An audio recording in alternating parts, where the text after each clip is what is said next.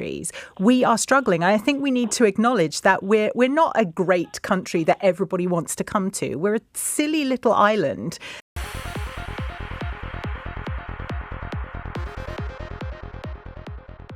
Silly little island. This is LBC radio station, and this is Natasha Devon, the LBC presenter, and LBC, which should really stand for London-based communists.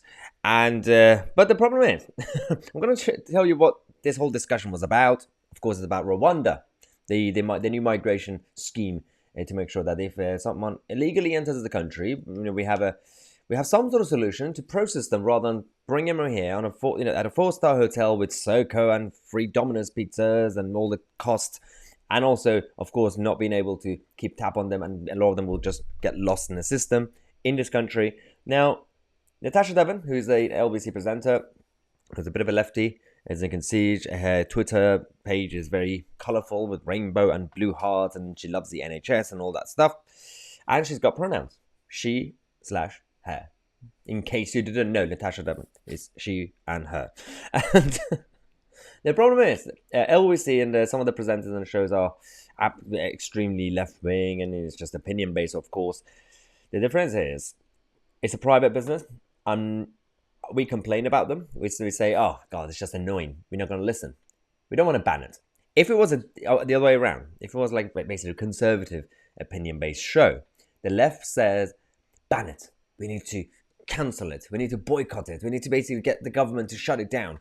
That's the difference in left and right. Now, let's go to Natasha and see what she's about. Has she got anything to say about Rwanda? Are struggling. I think we need to acknowledge that we're not a great country that everybody wants to come to. We're a silly little island that is struggling in almost every industry. And this is a classic example of where we're cutting off our nose to spite our stupid racist faces. Wow. I mean, calling us the silly little island, one thing. And calling basically essentially the whole country and the whole nation, well, racist little faces, whatever she said. This is quite fascinating because this whole scheme, Rwanda scheme, proved one thing after leaving the European Union as a policy. That, ironically, because people like Natasha Devon and her side believe that Brexit is about isolation and, being a silly little island and not really cooperating with any other country in the world. Rwanda is in a different continent. It's the perfect example of internationalism. We are cooperating with a different nation. Because we can, because we're independent, we are free to do it.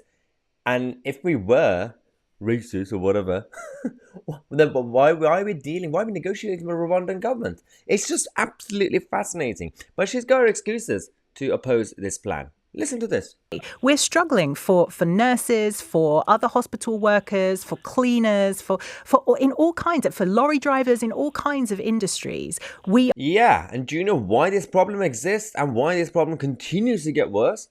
Because we thought we found a solution to our shortage in certain jobs and sectors and industries.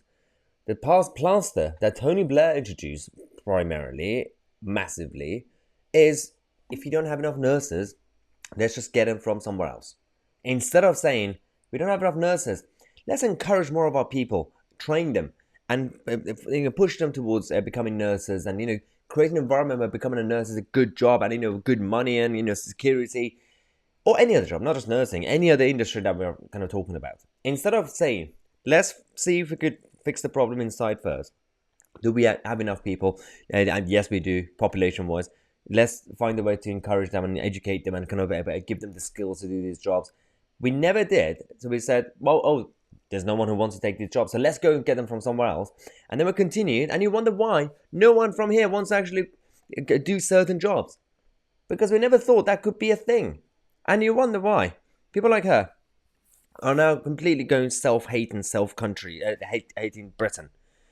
Jacob Rees-Mogg tweeted this on Easter. Christ is risen, hallelujah, he's risen indeed. And Natasha Devon retweeted Dr. Scholler, the BLM-loving communist who decided to attack Jacob Rees-Mogg's Easter tweet.